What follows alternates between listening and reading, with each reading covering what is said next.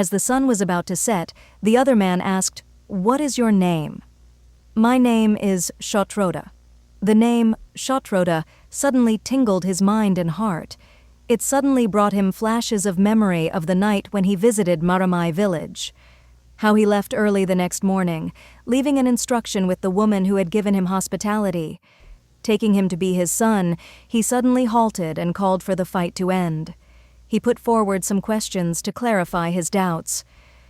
"You do not live with your father, do you?" "Yes." "I don't." "Your mother lives alone, right?" "Yes." "Then you are my son. I am your father Shazuu." And thus he told the whole story of his birth and existence. When Shotrodu asked where he lived, Shozuu replied, "I live towards the east, beyond 7 villages." After a warm embrace and exchange of words, they parted, hoping for the earliest occasion to meet again. Shotrodu's joy knew no bounds because he found his father, and he could proudly say that he had a father. He came back home and narrated his encounter with Shozuu, his father. Now he was ready to launch out into life with new vigor and enthusiasm. He not only knew that he had a father, but a father who was a great and famous warrior too. Before going back to be with his father, he decided to gift a big bed to his girlfriends at the Morung. He was secretly admired and loved by many of the village girls because of his skills and bravery. The boys, on the other hand, were jealous of him and tried ways to get rid of him. Shotrodu went to the forest, felled a mighty tree, and sculpted a double-decker large bed where 7 persons could be accommodated below and 7 more above. Thus, altogether, 14 people could be accommodated in the bed. He sculpted images of beautiful girls sleeping on the bed. When all was done, he invited all the young men of the village to haul the mighty bed into the village. All the young boys accepted his invitation, but with an evil intention. As they went to the forest, they could see huge pieces of wood scattered in the forest. They saw the wood and thought that it must be what he had told them about. "How boastful he is," they murmured. But as they approached the place, the wood pieces became even bigger. They reached the spot and found the bed beautifully carved. Even so, they secretly planned that as they hauled the bed, they would push it to a deep gorge and destroy the bed. The young men of the village came whooping and began to haul the bed. There were always some chosen young men who would direct and maneuver the logs, putumai kaitu di. They not only had to be strong, but chaste and ritually clean. When the path was good, they calmly pulled the bed, but when they approached steep, rough, and edgy places, they suddenly loosened the rope and then dropped it. But Shotrodu was so strong and agile and deft in his skills that he gently maneuvered and put the bed onto a good path. Thus he brought the bed home and presented it to the girls of his morung. The other boys were jealous of him because he outsmarted them in every activity. After performing this final act of love for his admirers and girlfriends in the village, he finally told his mother that he would leave the village in search of his father. His mother replied, "If you go, who will look after me?" Shotrodu replied, "As a man, I can't bear being ignored and insulted anymore." The mother blessed him and said, "When you find your dad, do not forget me. Come back to take me too. Do not stumble and go in peace. Fi sao sua, ramahatao."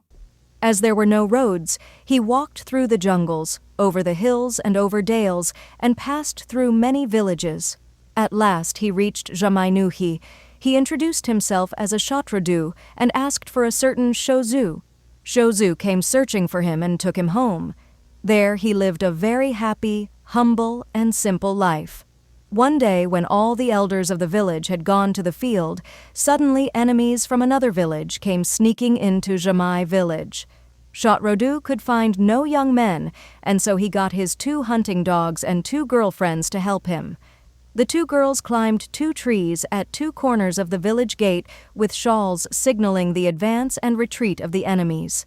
Then at the gate, both he and his dogs fended away the enemies. Thus he won the battle against the enemies.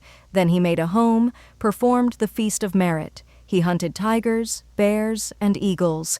He distributed to every household of the tribe of Poumai pumpkins, teal, tzu, naga dal, and a handful of meat to every male in the village. He performed a special ritual known as the Dzutho Veva, where every male issue was given as a gift. even the tiny infants. Hrünü also managed to perform a very difficult feat.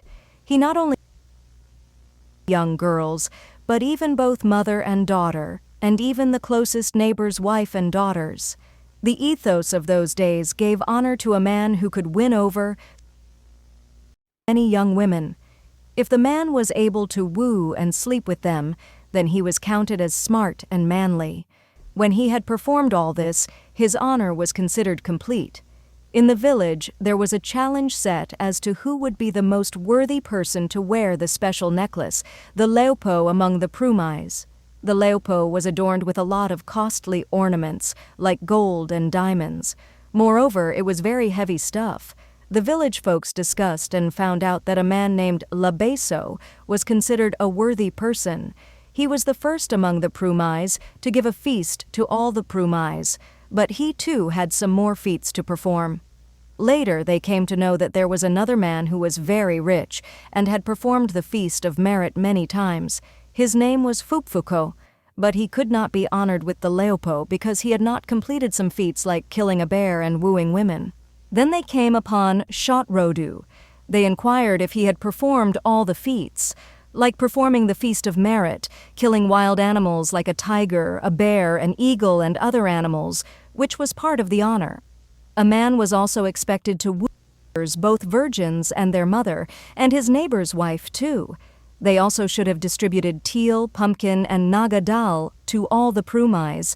The leopo, necklace studded with gold, silver, diamonds, etc., ornament was made by the people of Lakhamai, and therefore Hrünü went to Lakhamai village to get the leopo.